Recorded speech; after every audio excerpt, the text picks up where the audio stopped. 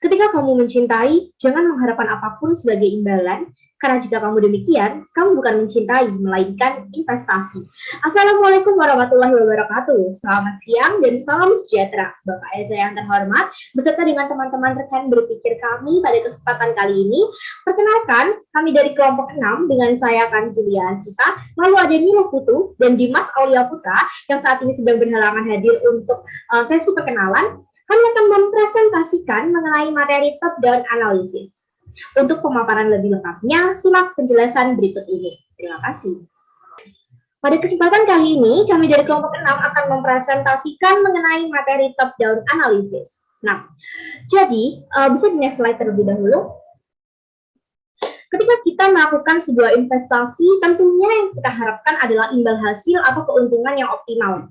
Nah, keuntungan tersebut tentu tidak akan kita peroleh tanpa adanya analisis yang kita lakukan terhadap kinerja ataupun prospek objek investasi kita. Nah, dalam investasi saham, kita mengenal adanya analisis fundamental dan analisis teknikal. Nah, lebih spesifiknya lagi, analisis fundamental saham ini dapat dilakukan dengan dua pendekatan, yakni top-down analysis dan bottom-up analysis.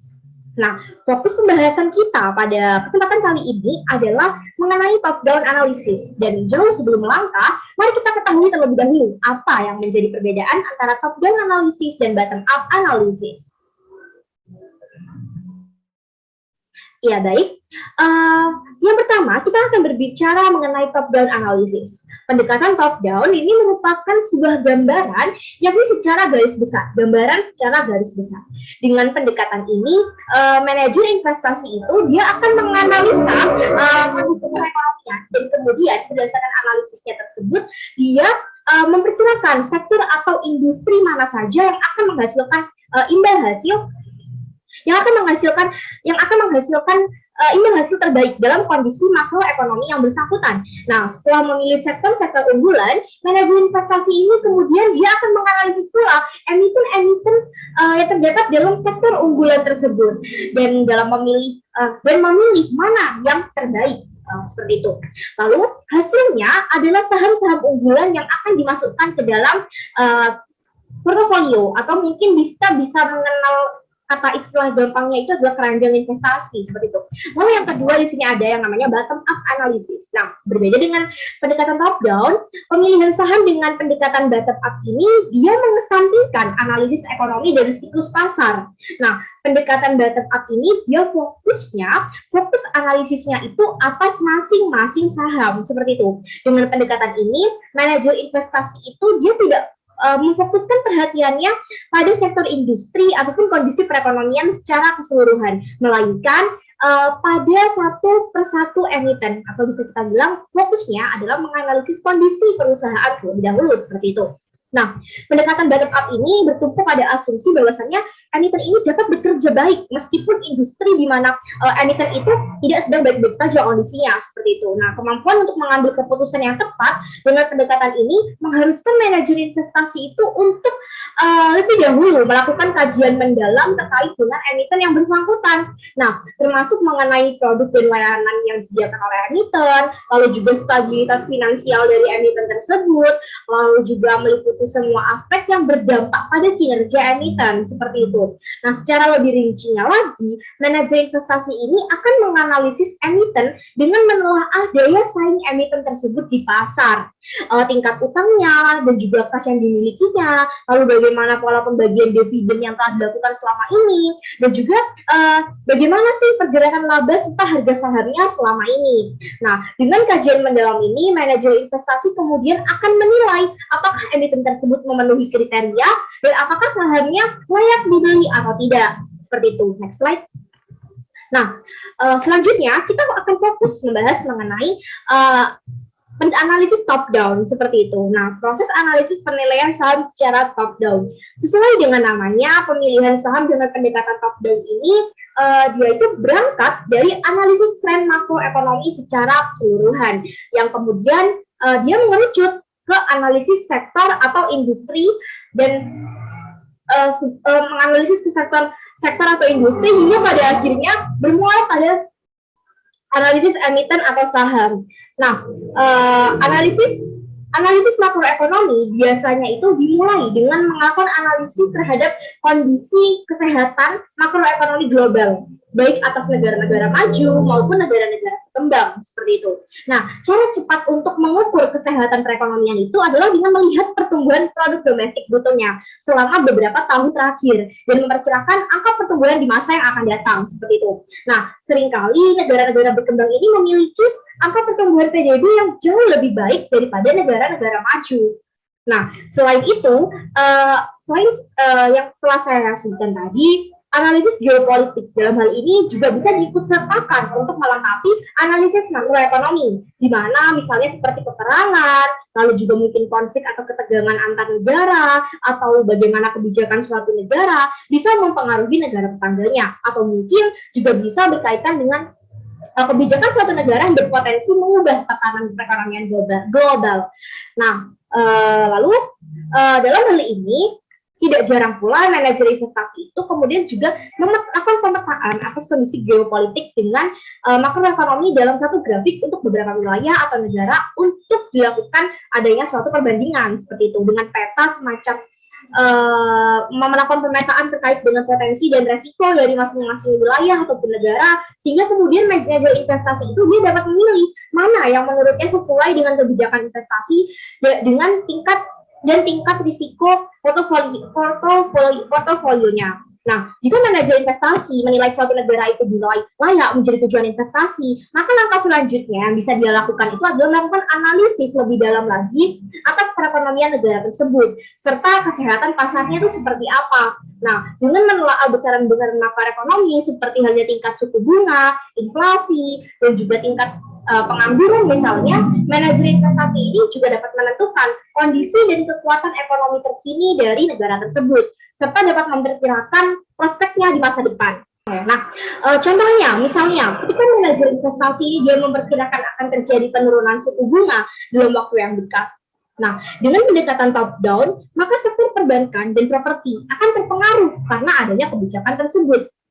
Nah, misalnya saja kita berbicara mengenai sektor perbankan. Penurunan suku bunga pada sektor perbankan ini akan membuat tingkat bunga kredit menjadi turun, sehingga penyaluran kredit perbankan pun akan bisa mengalami peningkatan seperti itu. Masyarakat akan lebih tertarik untuk untuk mengambil kredit dari perbankan seperti itu. Lalu untuk perusahaan properti ini, ketika terjadi penurunan bunga yang akan mengakibatkan penurunan bunga KPR, ini akan meningkatkan volume penjualan properti. Nah, dengan demikian, sektor perbankan dan sektor properti akan menjadi sektor unggulan, sehingga kemudian manajer investasi akan menelaah lebih lanjut emiten atau saham yang ada di sektor tersebut. Mana kira-kira yang memiliki prospek yang paling baik?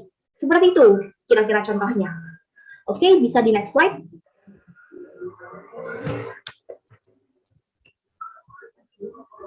Selanjutnya, di sini kita akan membahas mengenai skip.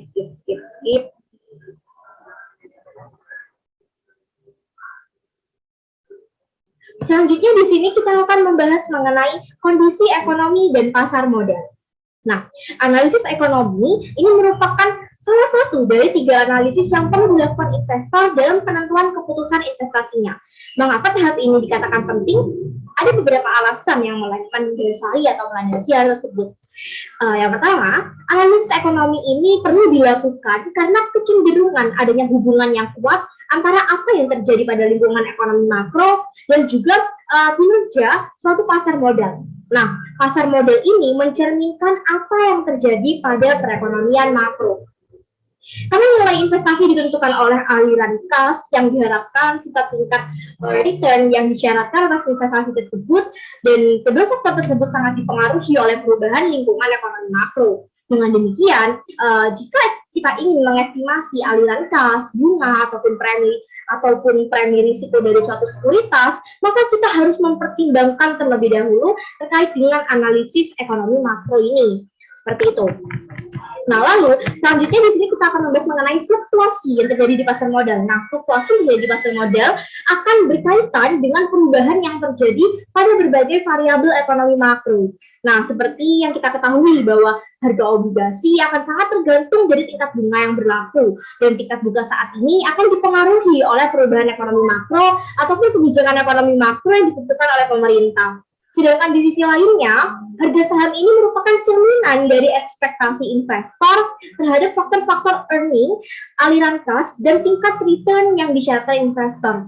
Yang mana ketiga faktor tersebut jika sangat dipengaruhi oleh kinerja ekonomi makro.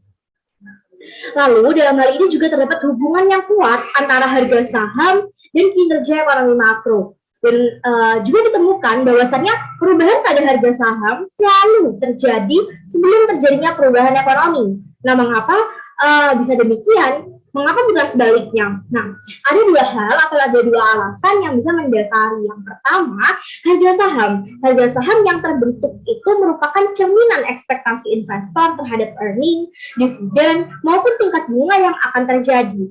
Nah, hasil estimasi investor terhadap ketiga variabel tersebut akan menentukan berapa harga saham yang sesuai. Nah, dengan demikian, harga saham yang sudah terbentuk itu akan merefleksikan ekspektasi investor atas kondisi ekonomi di masa yang akan datang. Bukannya kondisi ekonomi saat ini. Lalu yang kedua, kinerja pasar modal. Kinerja pasar modal ini akan bereaksi terhadap perubahan-perubahan ekonomi makro, seperti perubahan tingkat bunga, inflasi, ataupun jumlah uang yang beredar. Jadi ketika investor menentukan harga saham yang tepat sebagai refleksi perubahan variabel ekonomi makro yang akan terjadi, maka masuk akal jika dikatakan harga saham terjadi sebelum perubahan ekonomi makro benar-benar terjadi. Seperti itu. Oke, mungkin bisa di next slide. Selanjutnya, kita akan masuk pada pembahasan variabel ekonomi makro. Nah, lingkungan ekonomi makro ini adalah lingkungan yang mempengaruhi operasi perusahaan sehari-hari. Kemampuan investor dapat memahami dan meramalkan kondisi ekonomi makro di masa datang akan sangat berguna dalam pembuatan keputusan investasi yang menguntungkan, sehingga investor ini harus memperhatikan beberapa indikator ekonomi makro yang bisa membantu mereka. Nah, dalam memahami dan meramalkan kondisi ekonomi makro, ada beberapa variabel ekonomi makro yang perlu diperhatikan oleh investor. Pertama, kita berbicara mengenai PDB atau produk domestik bruto. Nah, produk domestik bruto ini merupakan ukuran produksi barang dan jasa total suatu negara. Nah, pertumbuhan PDB yang cepat merupakan indikasi terjadinya pertumbuhan ekonomi. Jadi, jika pertumbuhan ekonomi membaik, maka daya beli masyarakat pun juga tentunya akan meningkat. Dan ini merupakan kesempatan bagi perusahaan-perusahaan untuk meningkatkan penjualannya. Nah, dengan meningkatnya penjualan perusahaan, maka tentunya kesempatan perusahaan memperoleh keuntungan juga akan semakin meningkat, seperti itu. Lalu yang kedua, kita berbicara mengenai tingkat pengangguran. Nah, tingkat pengangguran ini ditunjukkan oleh persentase dari total jumlah tenaga kerja yang masih belum bekerja. Tingkat pengangguran ini dia itu sifatnya bisa mencerminkan sejauh mana sih kapasitas operasi ekonomi suatu negara bisa dijalankan, seperti itu. Semakin besar tingkat pengangguran di suatu negara, berarti semakin besar pula kapasitas operasi ekonomi yang belum dimanfaatkan secara penuh. Seperti itu. Jika hal ini terjadi, maka tenaga kerja sebagai salah satu faktor produksi utama tidak atau masih belum termanfaatkan secara penuh. Lalu yang ketiga, kita berbicara mengenai inflasi. Nah, inflasi ini merupakan kecenderungan terjadinya peningkatan harga produk-produk secara keseluruhan. Nah, tingkat inflasi yang tinggi biasanya bisa dikaitkan dengan kondisi ekonomi yang terlalu panas, seperti itu. Nah, artinya maksudnya seperti ini, kondisi ekonomi mengalami permintaan atas produk yang melebihi kapasitas penawaran produk yang bersangkutan, sehingga harga-harga cenderung mengalami kenaikan. Dan biasanya bukan cuma harga satu produk saja yang mengalami kenaikan, melainkan mayoritas produk di pasaran, utamanya yang berkaitan dengan kebutuhan pokok, itu mengalami peningkatan atau peningkatan harga, seperti itu. Nah, inflasi yang terlalu tinggi juga akan menyebabkan penurunan daya beli uang di masyarakat, seperti itu. Di samping itu, inflasi yang tinggi juga bisa mengurangi tingkat pendapatan real yang diperoleh investor dari investasinya. Nah, sebaliknya, jika tingkat inflasi Jika tingkat inflasi suatu negara mengalami penurunan, maka hal ini dapat dijadikan sebagai sinyal yang positif bagi investor, seiring dengan turunnya risiko daya beli uang dan risiko penurunan pendapatan real. Dan yang terakhir, di sini kita akan berbicara mengenai tingkat bunga. Nah, tingkat bunga yang terlalu tinggi, hal ini bisa mempengaruhi nilai sekarang atau present value dari aliran kas perusahaan, sehingga kesempatan investasi yang ada tidak akan menarik lagi. Tingkat bunga yang tinggi juga akan meningkatkan biaya modal yang harus ditanggung perusahaan. Di samping itu, tingkat bunga yang tinggi juga akan menyebabkan return yang dicarikan investor dari suatu investasi akan meningkat. Nah, faktor-faktor ekonomi secara empiris itu juga telah terbukti mempunyai pengaruh terhadap perkembangan investasi di beberapa negara. Oke, mungkin bisa di next slide terlebih dahulu. Pendelin pada tahun 1998, dia telah merangkum bahwasannya beberapa faktor ekonomi yang dinilai berpengaruh terhadap investasi di suatu negara itu meliputi beberapa hal. Yang pertama, kita akan membahas mengenai PDB. Nah, PDB dalam hal ini itu dia mempunyai pengaruh, dianggap meningkatnya PDB itu merupakan sinyal yang baik atau sinyal positif untuk investasi, dan sebaliknya jika PDB menurun. Nah, mengapa bisa demikian? Karena meningkatnya PDB ini mempunyai pengaruh positif terhadap daya beli konsumen, sehingga dapat meningkatkan permintaan terhadap produk perusahaan. Lalu, kita berbicara mengenai inflasi. Peningkatan inflasi ini secara relatif merupakan sinyal negatif bagi pemodal di pasar modal. Nah, mengapa bisa demikian? Karena inflasi ini meningkatkan pendapatan dan biaya perusahaan. Jika peningkatan biaya produksi lebih tinggi dari peningkatan harga yang dapat dinikmati oleh perusahaan, maka profitabilitas perusahaan akan menurun. Lalu kita berbicara mengenai, bisa di next slide lebih dahulu, kita berbicara mengenai tingkat bunga. Tingkat bunga yang tinggi ini merupakan sinyal yang negatif terhadap harga saham. Mengapa bisa demikian? Karena tingkat suku bunga yang meningkat akan menyebabkan peningkatan suku bunga yang disyaratkan atas investasi pada suatu saham. Di samping itu, tingkat suku bunga yang meningkat ini bisa juga menyebabkan investor lebih tertarik pada produk-produk perbankan, misalnya saja seperti tabungan atau deposito, sehingga kecenderungan mereka untuk menarik investasinya pada saham itu akan lebih besar, dan mereka akan lebih memilih memindahkannya pada komponen tabungan ataupun deposito di perbankan karena tingkat bunga yang tinggi tersebut. Nah, lalu kita berbicara mengenai kurs rupiah. Nah, menguatnya kurs rupiah ini terhadap mata uang asing bisa dikatakan sebagai sinyal positif bagi perekonomian yang mengalami inflasi. Mengapa demikian? Karena menguatnya kurs rupiah terhadap mata uang asing akan menurunkan biaya impor bahan baku untuk produksi dan akan menurunkan tingkat suku bunga yang berlaku. Lalu kita juga ada, misalnya di next slide, ada anggaran defisit. Nah, anggaran yang defisit ini merupakan sinyal positif bagi ekonomi yang sedang mengalami resesi, tapi merupakan sinyal yang negatif bagi ekonomi yang mengalami inflasi. Mengapa demikian? Karena anggaran defisit akan mendorong konsumsi dari investasi pemerintah, sehingga dapat meningkatkan permintaan terhadap produk perusahaan. Akan tetapi, anggaran defisit di sisi lain justru akan meningkatkan jumlah uang beredar dan akibatnya akan mendorong inflasi. Nah, selanjutnya kita akan membahas mengenai investasi swasta. Nah, investasi swasta ini merupakan sinyal yang positif bagi pemodal. Bisa demikian karena meningkatnya investasi swasta akan meningkatkan PDB sehingga meningkatkan pendapatan konsumen pula. Nah, lalu yang terakhir, bisa di next slide, kita akan membahas mengenai neraca perdagangan dan pembayaran. Defisit neraca perdagangan dan pembayaran ini merupakan sinyal yang negatif bagi pemodal. Mengapa? Karena defisit neraca perdagangan dan pembayaran ini harus dibiayai dengan menarik modal asing. Untuk melakukan hal ini, suku bunga harus dinaikkan. Dan dampak-dampak yang tadi telah disebutkan pun kemungkinan besar akan terjadi. Seperti itu. Oke, mungkin bisa di next slide. Masuk pada pembahasan berikutnya, kita akan membahas mengenai peramalan perubahan pasar modal, meramalkan perubahan pasar modal.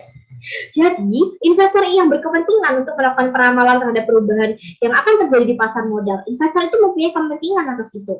Nah, untuk menghasilkan keputusan investasi yang tepat dan menguntungkan, belum cukup bagi investor jika hanya sekedar mengetahui apa yang sedang terjadi di pasar modal saat ini dan mengapa hal itu bisa terjadi, itu tidak cukup. Nah, investor ini juga perlu mengetahui situasi yang akan terjadi pada pasar modal. Pasar modal yang di masa akan datang. Nah, hal ini menyebabkan investor perlu melakukan peramalan terhadap perubahan pasar modal. Dan dalam melakukan proses peramalan tersebut, investor perlu menganalisis perubahan ekonomi makro yang sedang dan yang akan terjadi. Nah, satu hal yang perlu diketahui dalam hal ini, dalam melakukan peramalan perubahan pasar modal adalah bahwa sulit bagi kita untuk berhasil dalam meramal perubahan pasar modal secara konsisten. Nah, ada beberapa penjelasan yang mampu menjawab hal tersebut. Mengapa hal ini bisa terjadi? Mengapa sulit dilakukan adanya suatu peramalan atas pasar modal secara konsisten? Yang pertama, karena adanya konsep pasar modal yang efisien.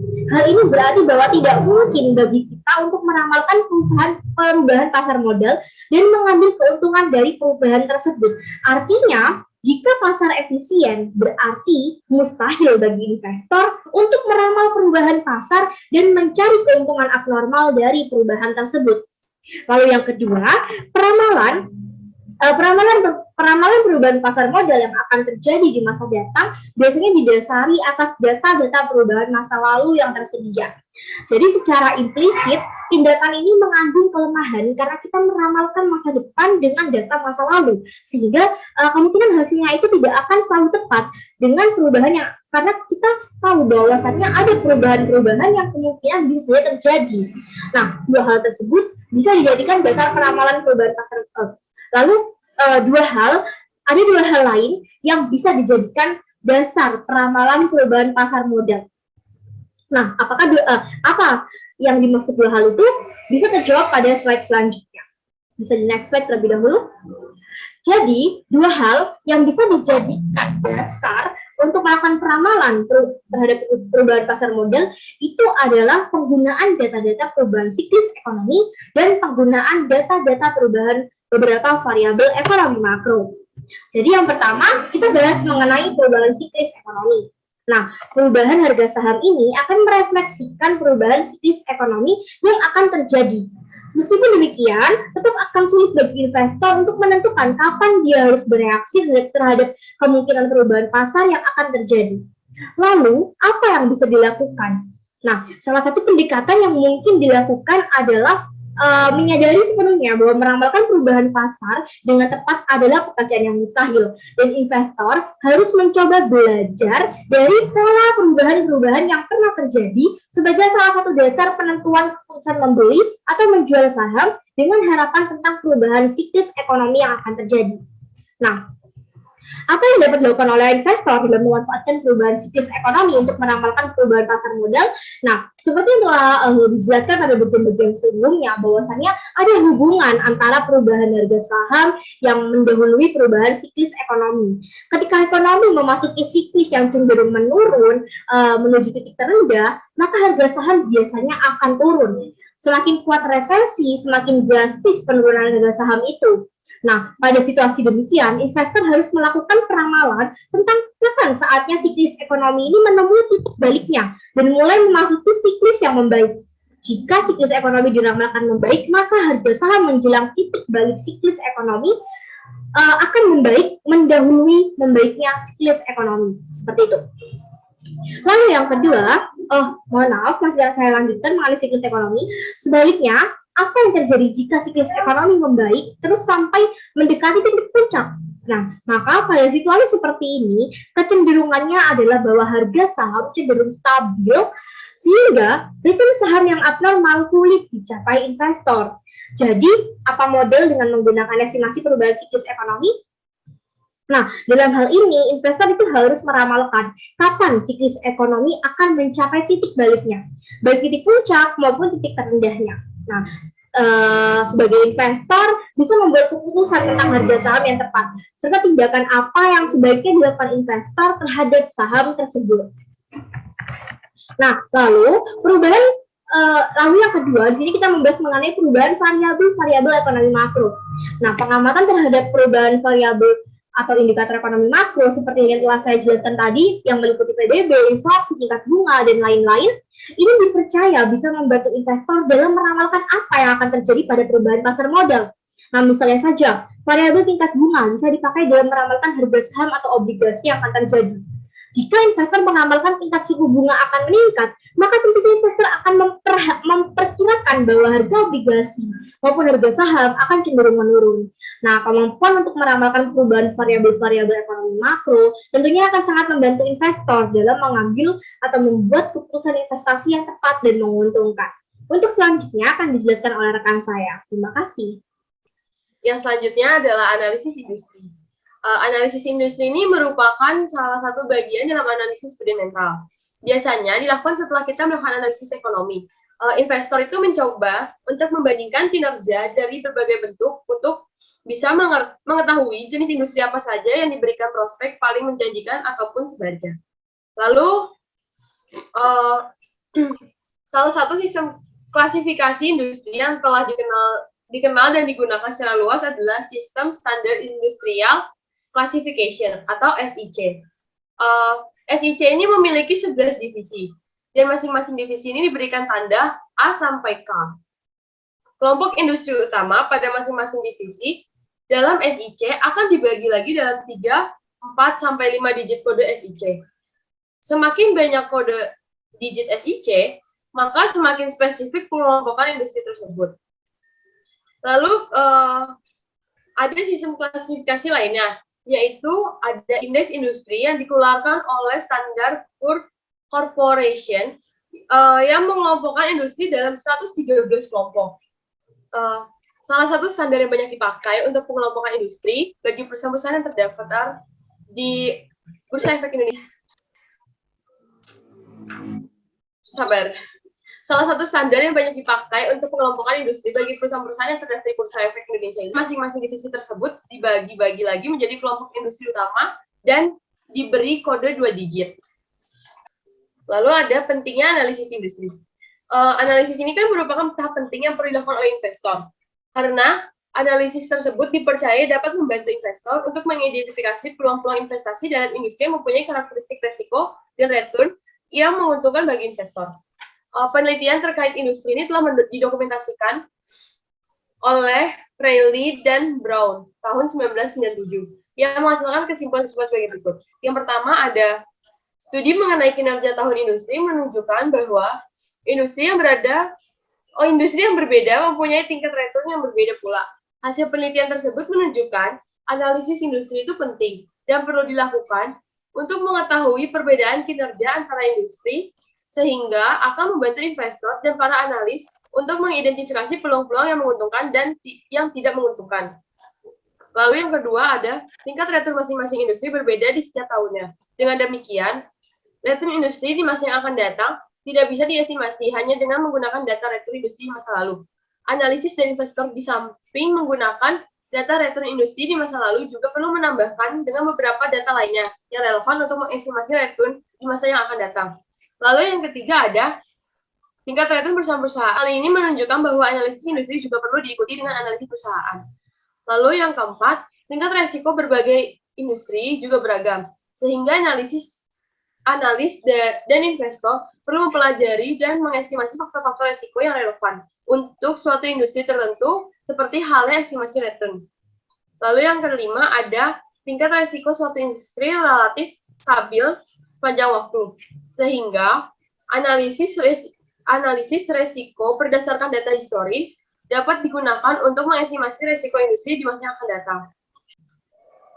Yang selanjutnya ada estimasi tingkat keuntungan industri.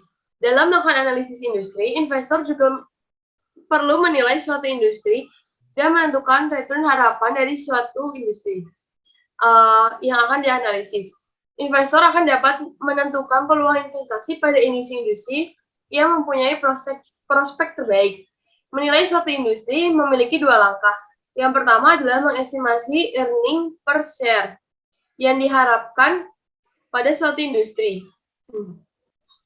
Yang kedua ada mengestimasi price earning ratio yang diharapkan atau disebut juga sebagai expected earning multiplier industri. Jika kedua hasil estimasi tersebut dikalikan, akan diperoleh nilai akhir yang diharapkan dari suatu industri. Selanjutnya, akan dapat ditentukan juga tingkat return harapan dari suatu industri. Lalu dalam penentuan keputusan investasi industri tersebut, pilihan investor sebaiknya pada industri-industri yang mampu memberikan return diharapkan yang lebih besar dibandingkan tingkat return yang disyaratkan investor. Lalu ada estimasi earning per share industri. Perakiraan penjualan dan daun hidup industri.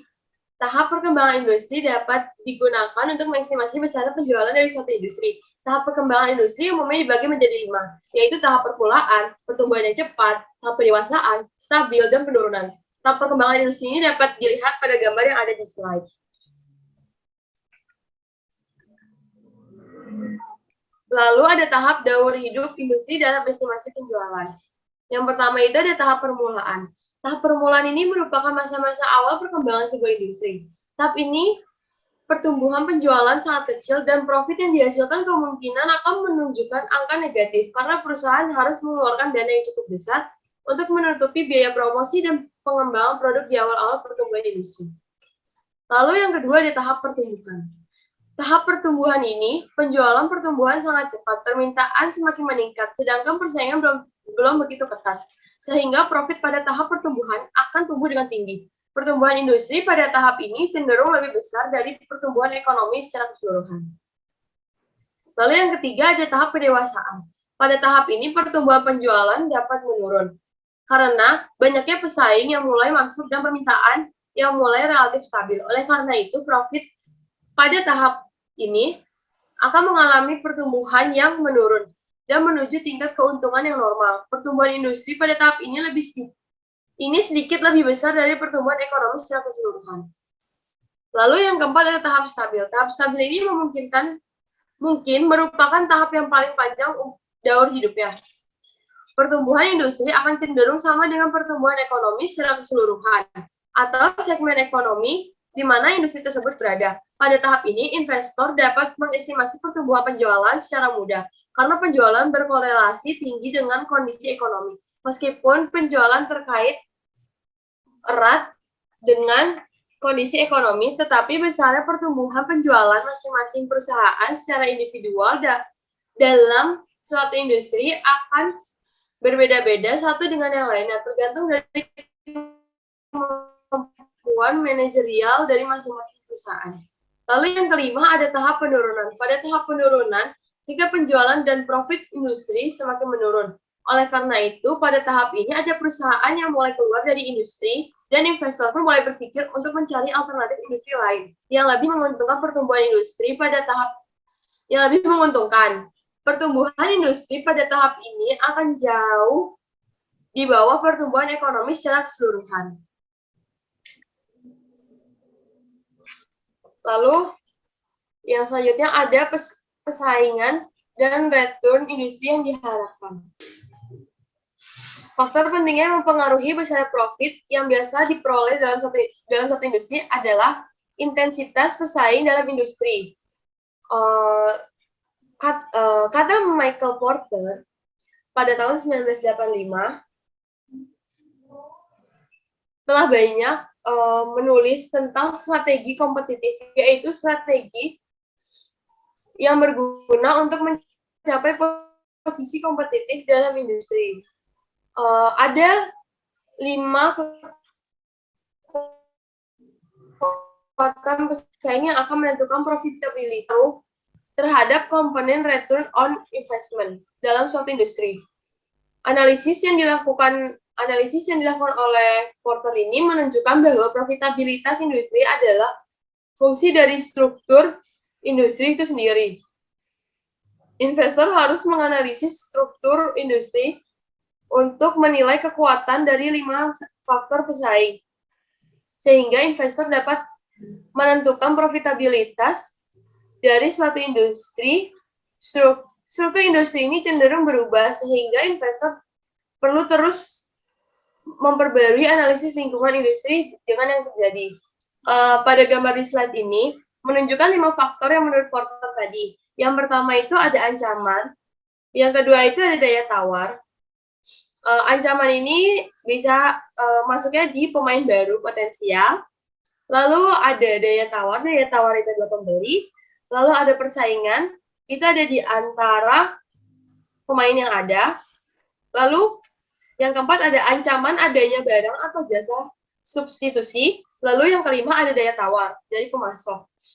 Persaingan antara perusahaan yang ada di dalam industri ini, persaingan dalam suatu industri akan semakin meningkat jika terdapat banyak perusahaan yang tingginya biaya tetap juga akan mendorong peningkatan persaingan. Karena dengan tingginya biaya tetap mengharuskan perusahaan untuk memproduksi dengan kapasitas penuh. Hal itu yang membuat penawaran di pasar semakin meningkat dan kemudian akan menyebabkan harga barang semakin menurun sehingga persaingan semakin ketat. Ancaman permainan baru itu meskipun sebuah industri mempunyai jumlah pesaing yang sedikit, investor juga perlu mengidentifikasi perusahaan-perusahaan yang potensial menjadi pemain baru dalam industri. Lalu ada ancaman adanya produk substitusi. Produk substitusi ini akan membatasi profit potensial suatu industri. Karena barang substitusi akan memunculkan alternatif bagi produk perusahaan. Lalu ada bargaining power pembeli. Daya tawar pembeli di pasar yang kuat bisa mempengaruhi profitabilitas industri. Hal ini terjadi jika konsumen dapat menawar harga dan meminta kualitas yang lebih tinggi dengan kemungkinan pilihan dari produk yang diberikan oleh pesaing lain. Lalu ada bargaining power pemasok. Pemasok dapat mempengaruhi return industri di masa yang akan datang karena mereka mempunyai kekuatan untuk menentukan harga dan kualitas produknya. Analisis 5 faktor yang menentukan persaingan industri dapat digunakan untuk menilai profit potensial dari suatu industri untuk jangka panjang. Seperti yang dijelaskan tadi, bahwa masing-masing industri mempunyai profit struktur yang berbeda, sehingga investor perlu menganalisis 5 faktor yang mempengaruhi persaingan untuk masing-masing industri. Lalu yang selanjutnya ada estimasi earning multiplier industri. Estimasi earning multiplier industri ini dengan analisis mikro, itu dengan cara mengestimasi 3 variabel yang menentukan. Yang pertama ada dividen payout rasio, tingkat return yang disarankan, pertumbuhan earning, dividen yang diharapkan. Mungkin selanjutnya bisa dijelaskan oleh teman saya. Baik, setelah sebelumnya membahas mengenai analisis terhadap ekonomi dan pasar modal, kemudian terhadap berbagai jenis industri, selanjutnya tahap ketiga dalam analisis secara top-down adalah analisis perusahaan. Nah, pentingnya analisis perusahaan dalam penentuan keputusan investasi karena akan memberikan gambaran kepada kita tentang nilai perusahaan, karakteristik internalnya, kualitas perusahaan, dan kinerja manajemennya, serta prospek perusahaan di masa depan. Nah, dalam analisis perusahaan akan membandingkan nilai intrinsik saham perusahaan dengan nilai pasarnya, yang akan menentukan apakah tergolong under value, di mana nilai pasarnya itu lebih rendah dari nilai intrinsiknya, dan layak dibeli, ataukah over value, di mana harga pasar saham lebih tinggi dari nilai intrinsiknya dan layak untuk dijual. Nah, dalam melakukan analisis perusahaan, investor harus mendasarkan kerangka pikirnya pada 2 komponen utama, yaitu dalam analisis fundamental, yaitu earning per share dan price earning ratio perusahaan. Selanjutnya, earning per share dan informasi laporan keuangan. Bagi para investor yang melakukan analisis perusahaan, informasi laporan keuangan yang diterbitkan perusahaan merupakan salah satu jenis informasi yang paling mudah dan paling murah didapatkan dibanding alternatif informasi lainnya. Selain itu, informasi laporan keuangan akuntansi sudah cukup menggambarkan kepada kita sejauh mana perkembangan kondisi perusahaan selama ini dan apa saja yang telah dicapainya. Nah, berdasarkan analisis terhadap informasi laporan keuangan, investor bisa mengetahui perbandingan antara nilai intrinsik saham perusahaan dibanding harga pasar saham perusahaan yang bersangkutan, di mana atas dasar perbandingan tersebut, investor akan bisa membuat keputusan membeli atau menjual saham. Nah, jenis-jenis laporan keuangan berdasarkan informasi yang dikandungnya bisa dibagi dalam 3 laporan keuangan utama, yaitu neraca, laporan laba rugi, dan laporan arus kas. Nah, yang pertama, neraca. Neraca merupakan laporan keuangan yang menggambarkan kondisi finansial perusahaan pada suatu waktu tertentu. Neraca diibaratkan layaknya foto karena hanya memberikan informasi posisi keuangan perusahaan pada saat tertentu saja, yang mungkin saja setelah neraca diterbitkan, kondisi keuangan perusahaan mengalami perubahan. Nah, neraca merupakan laporan tentang aktiva, kewajiban, dan ekuitas pemegang saham perusahaan pada suatu tanggal tertentu. Laporan posisi keuangan disebut juga sebagai neraca karena antara sisi aktiva dan sisi pasiva atau kewajiban dan ekuitas masing-masing harus sama jumlahnya menjadi seimbang.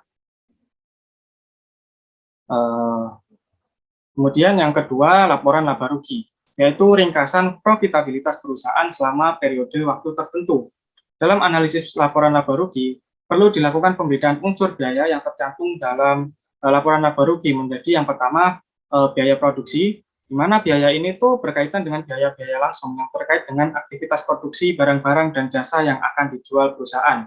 Kemudian yang kedua, biaya administrasi dan umum, di mana biaya ini tuh berkaitan dengan biaya overhead, biaya gaji, pengiklanan, dan biaya lainnya yang tidak terikat langsung dengan biaya produksi barang dan jasa.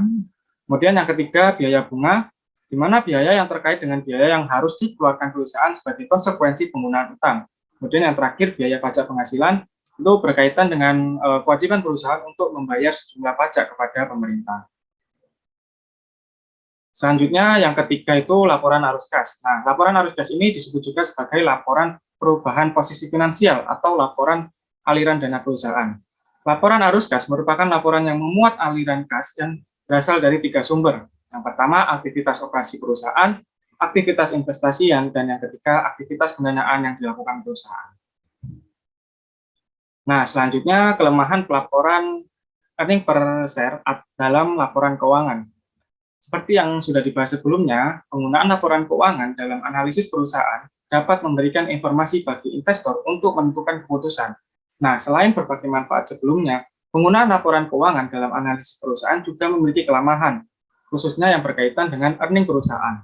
Nah, permasalahan dalam laporan earning perusahaan akan terkait dengan kemungkinan munculnya konflik kepentingan antara investor di satu sisi sebagai pengguna laporan keuangan dan manajemen di sisi lainnya sebagai penyaji laporan keuangan.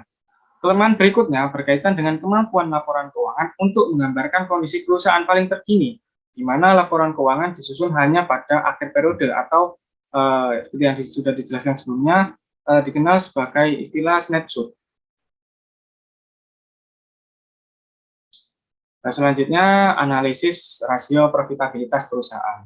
Nah, untuk melakukan analisis perusahaan, di samping dilakukan dengan melihat laporan keuangan perusahaan, juga bisa dilakukan dengan menggunakan analisis rasio keuangan. Analisis profitabilitas perusahaan menjadi indikator penting bagi investor untuk mengetahui sejauh mana perusahaan mampu memberikan return yang diharapkan. Untuk itu biasanya digunakan 2 rasio profitabilitas, yaitu ROE dan ROA. Nah, ROE atau Return on Equity yang menggambarkan sejauh mana kemampuan perusahaan menghasilkan laba yang bisa diperoleh pemegang saham. Sedangkan ROA atau Return on Asset menggambarkan sejauh mana kemampuan aset-aset yang dimiliki perusahaan itu bisa menghasilkan laba. Nah, rumusnya sebagai berikut, yaitu ROE sama dengan laba bersih setelah bunga dan pajak dibagi jumlah modal sendiri, dan ROA sama dengan laba sebelum bunga dan pajak dibagi dengan jumlah aset perusahaan. Selanjutnya, earning per share. Komponen penting utama yang harus diperhatikan dalam analisis perusahaan adalah laba per saham atau dikenal sebagai earning per share. Informasi earning per share suatu perusahaan menunjukkan besarnya laba bersih perusahaan yang siap dibagikan bagi semua pemegang saham perusahaan. Nah, besarnya EPS dapat diketahui dari informasi laporan keuangan. Nah, berikut ini rumus untuk menghitung EPS, yaitu laba bersih setelah bunga dan pajak dibagi dengan jumlah saham beredar. Selain itu, selain rumus tersebut, kita juga bisa menghitung earning per share perusahaan dengan menggunakan rumus EPS sama dengan ROE dikali dengan nilai buku per saham. Nah, berikut ini contoh penerapan dari rumus EPS jika dimasukkan data laporan keuangan. Di mana untuk menghitung EPS dari suatu perusahaan pada periode 2006 dan 2007, itu untuk rumus pertama tinggal dimasukkan jumlah laba bersihnya setelah pajak, kemudian dibagi jumlah saham yang beredar. Sedangkan rumus yang di bawah harus menghitung ROE dan nilai buku per saham, nilai buku per lembar sahamnya terlebih dahulu. Next. Selanjutnya, price earning ratio. Komponen penting kedua setelah EPS yang harus diperhatikan dalam analisis perusahaan adalah price earning ratio atau PER, atau juga disebut sebagai earning multiplier. Informasi PER mengindikasikan besarnya rupiah yang harus dibayarkan investor untuk memperoleh Rp1 earning perusahaan. Dengan kata lain, PER ini menunjukkan besarnya harga setiap Rp1 earning perusahaan. Selain itu, price earning ratio juga merupakan ukuran harga relatif dari sebuah saham perusahaan. Nah, rumus untuk menghitung PER adalah sebagai berikut. PER sama dengan tingkat dividen payout ratio yang diharapkan dibagi dengan tingkat return yang diisyaratkan dikurangi tingkat pertumbuhan dividen yang diharapkan. Di mana dividen payout ratio itu merupakan perbandingan antara dividen yang dibayarkan dengan earning yang diperoleh perusahaan. Sedangkan rumus untuk menentukan tingkat bunga yang disyaratkan itu yaitu dengan tingkat return bebas risiko ditambah premi risiko. Kemudian rumus untuk menghitung G atau tingkat pertumbuhan dividen yang diharapkan yaitu mengkalikan dengan tingkat laba ditahan. Selanjutnya, estimasi nilai intrinsik saham. Under value adalah harga pasar kurang dari nilai intrinsik saham. Sedangkan over value adalah harga pasar lebih tinggi dari nilai intrinsik saham.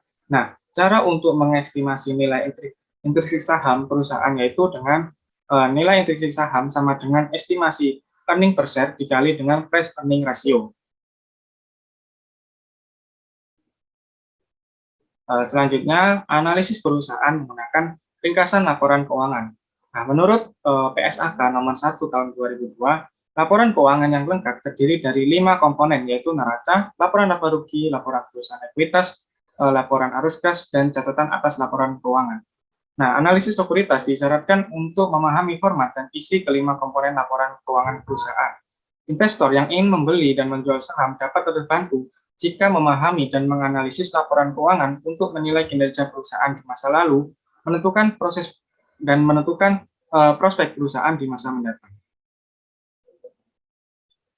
Selanjutnya, data per lembar saham dan rasio kinerja. Data per lembar saham dapat diperoleh dari yang pertama, untuk menghitung EPS atau laba per saham, yaitu membagi laba setelah pajak dengan lembar saham yang beredar. Kemudian rumus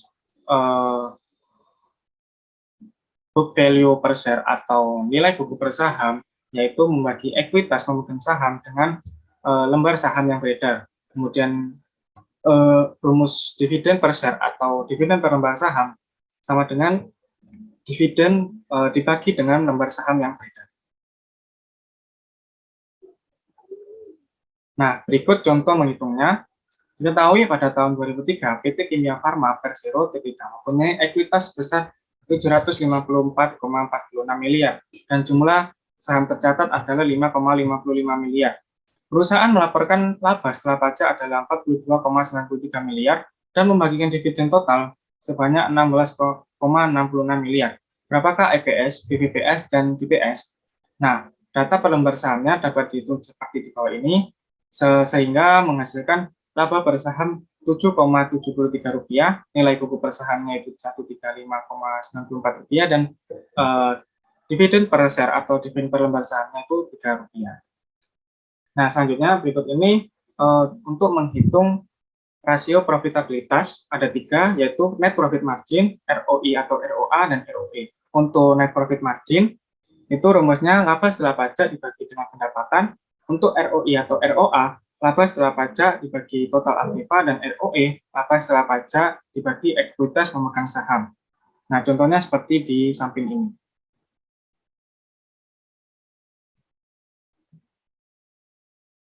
Nah, identifikasi akuntansi juga meletakkan hubungan antara earning per share dan return on equity sebagai berikut, di mana EPS sama dengan ROE dikali dengan book value per share atau BVPS. Nah, jika dimasukkan ke dalam soal, contohnya seperti di bawah ini, untuk PT Indofood itu menghasilkan EPS-nya, ROE-nya itu 0,1474 dikali dengan Rp434 dan menghasilkan EPS-nya itu 63,97. Kemudian untuk di bawahnya, untuk Bank Sentral Asia itu menghasilkan EPS-nya 389,97. Sekian presentasi dari kelompok kami, mohon maaf bila terdapat kesalahan selama menjelaskan. Semoga apa yang kami jelaskan dapat dipahami. Terima kasih. Wassalamualaikum warahmatullahi wabarakatuh.